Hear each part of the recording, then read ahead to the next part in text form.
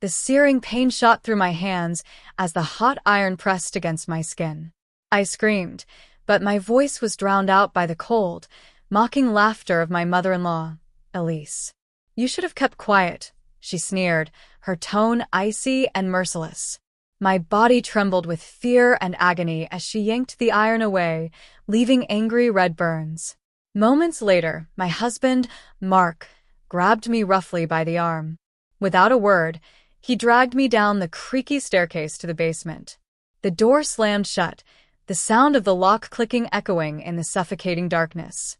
I was trapped, hurt, and abandoned, left to die. But they underestimated me. This wasn't the end. "Hello, my name is Clara.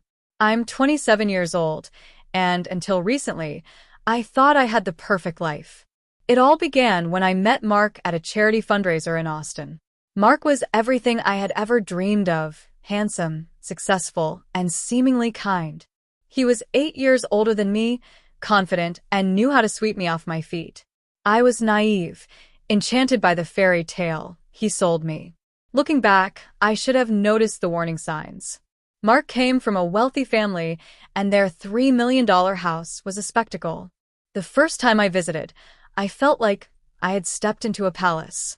The grand chandeliers, marble floors, and sprawling gardens were mesmerizing. But more than the house, it was his mother, Elise, who captivated me at first.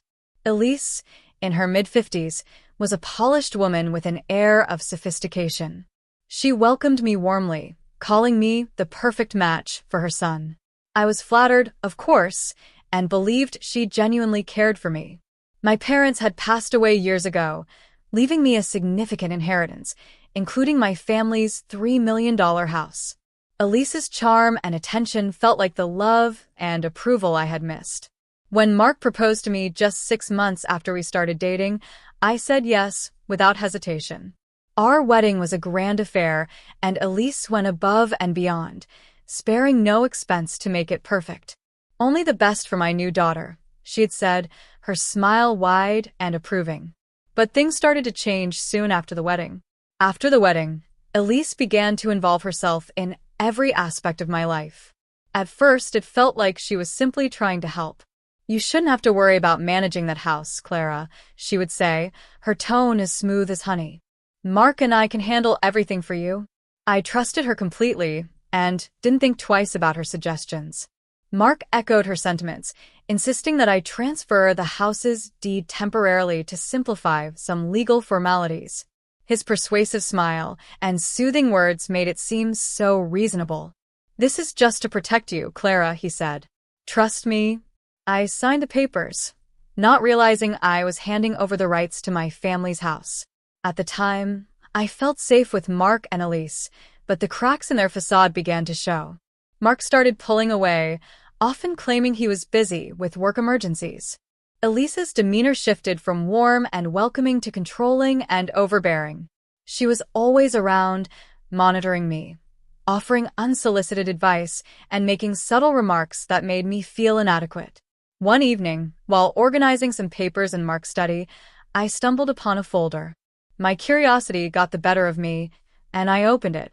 My heart sank as I saw documents with my forged signature transferring full ownership of my house to Mark and Elise.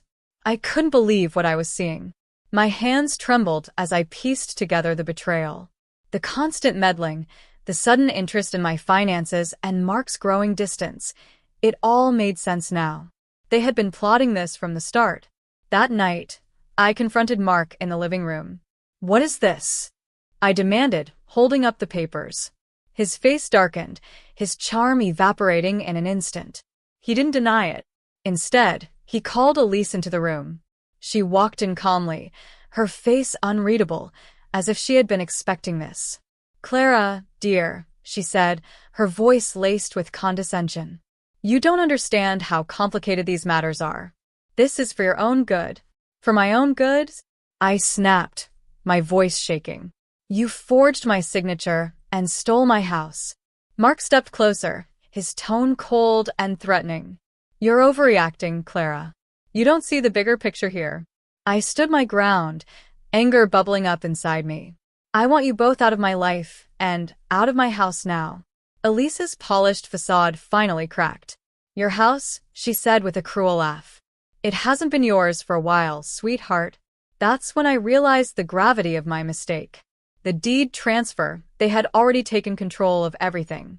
You won't get away with this, I said, my voice trembling but determined. Elise's expression hardened. She picked up the hot iron from the ironing board nearby. Oh, Clara, she said mockingly. You should have kept your mouth shut. Before I could react, Elise lunged at me with the hot iron, pressing it firmly against my hands.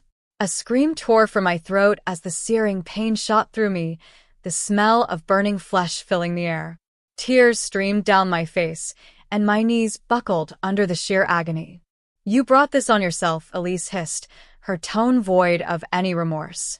Mark stood behind her, watching coldly. When Elise finally pulled the iron away, I collapsed to the floor, clutching my blistered, throbbing hands. Take her downstairs, Elise instructed, her voice eerily calm. Mark grabbed me roughly by the arm, dragging me toward the basement. I tried to resist, but I was too weak and in too much pain to fight back. He shoved me down the steps, and I stumbled, barely managing to stay upright. The basement was cold and damp, the air heavy with mildew. He pushed me into the corner and slammed the door shut, the sound of the lock clicking echoing in the silence. You'll stay here until you learn some respect, he said from the other side of the door. I pounded on the door with my uninjured arm, shouting for help, but it was useless. The darkness of the basement swallowed me whole, and I sank to the floor, trembling and in pain. For hours, maybe days, it was impossible to tell how much time had passed in the suffocating darkness. The burns on my hands throbbed relentlessly, and my body ached from exhaustion and fear. I knew I couldn't stay there and let them win. I had to find a way out. Desperation fueled my search as I felt along the walls for anything that could help. My fingers brushed against something small and sharp, a rusted nail. It wasn't much, but it was my only hope. With painstaking effort, I began working on the lock. My burned hands screamed in protest with every movement, but I refused to stop. My determination outweighed the pain. After what felt like an eternity, the lock finally gave way. The door creaked open, and I stepped into the hallway, my heart pounding. I was free, but I wasn't safe yet. I crept upstairs, careful to avoid making noise. In the study, I found my phone lying on the desk. They must have assumed I wouldn't need it anymore. My hands trembled as I recorded a video, showing my injuries and recounting what had happened to me. That night, I escaped the house. I didn't run away to hide. I ran to fight back. The cool night air hit my face as I stumbled into the streets, clutching my phone.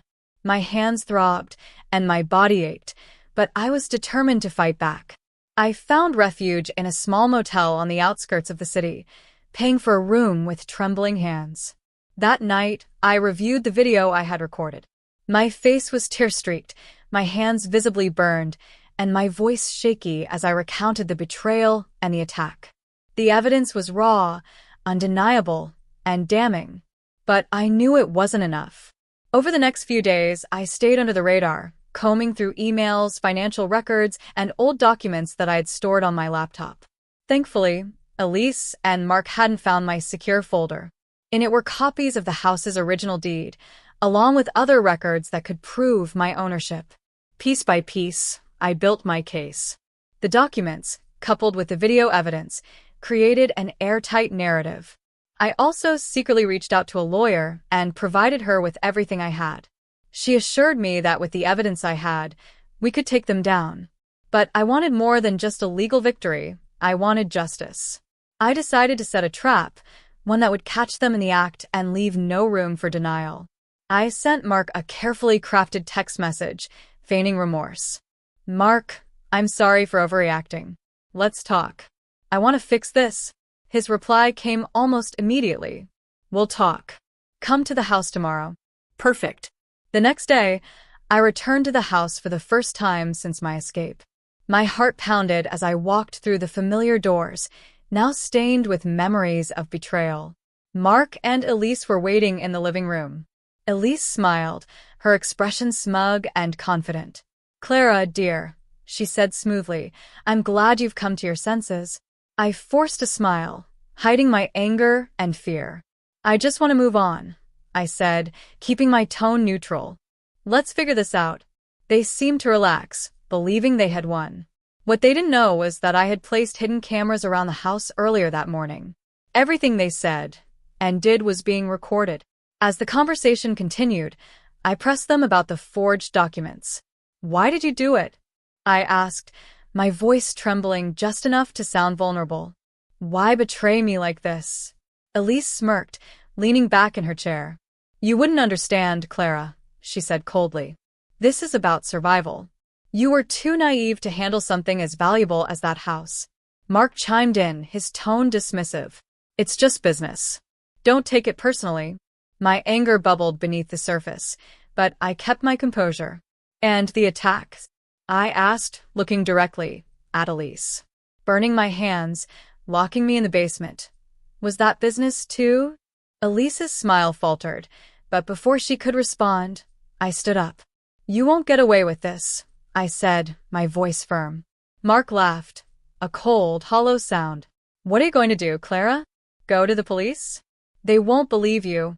At that moment, the front door burst open, and police officers swarmed in.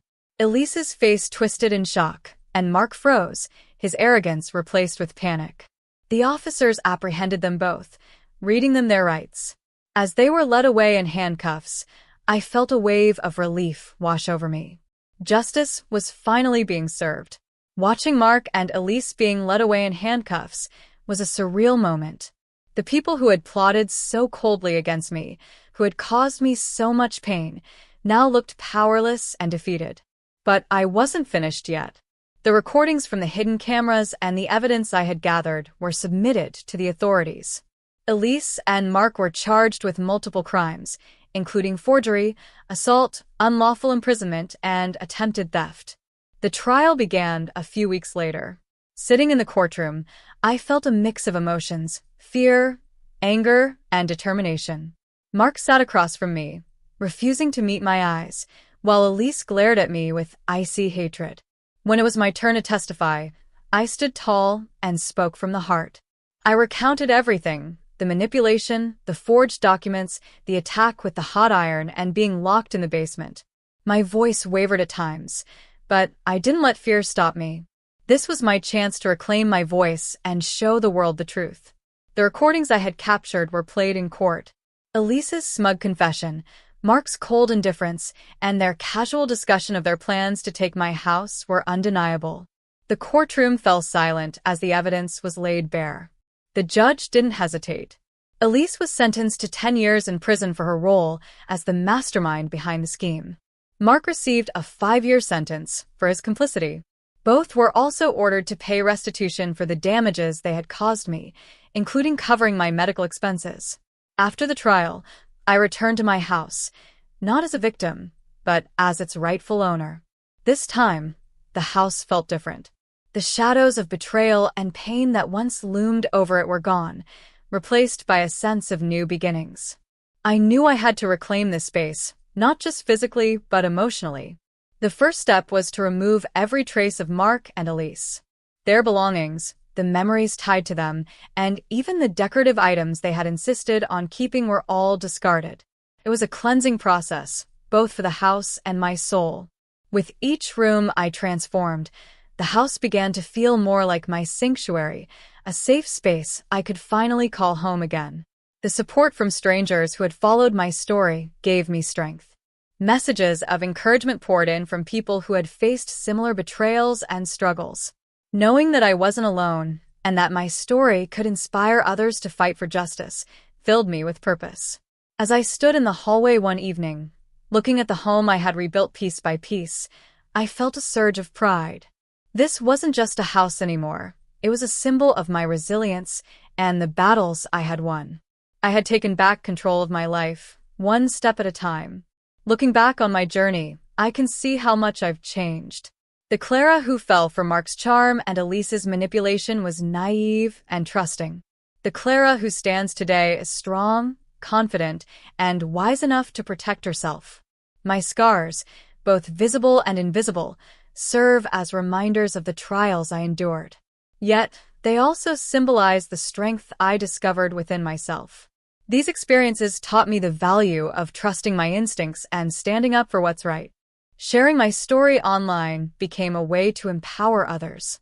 People from all walks of life reached out to tell me how my fight for justice inspired them. Knowing that my voice could help someone escape a toxic situation made every painful memory worth it. One evening, as I stood in my garden, watching the sun dip below the horizon, I felt peace for the first time in months. The nightmare was over, and my life was mine to live again. I had faced betrayal and come out stronger. This was not the end, but the beginning of a new chapter, one where I could finally be free to thrive. Thank you for listening to my story. If you enjoyed it, don't forget to hit the like button. It really helps the channel grow. I'd love to hear your thoughts, so feel free to share your comments below. And if you haven't already, make sure to subscribe and turn on the notification bell so you never miss another gripping story. Your support means the world to me. Stay tuned for more inspiring and powerful tales.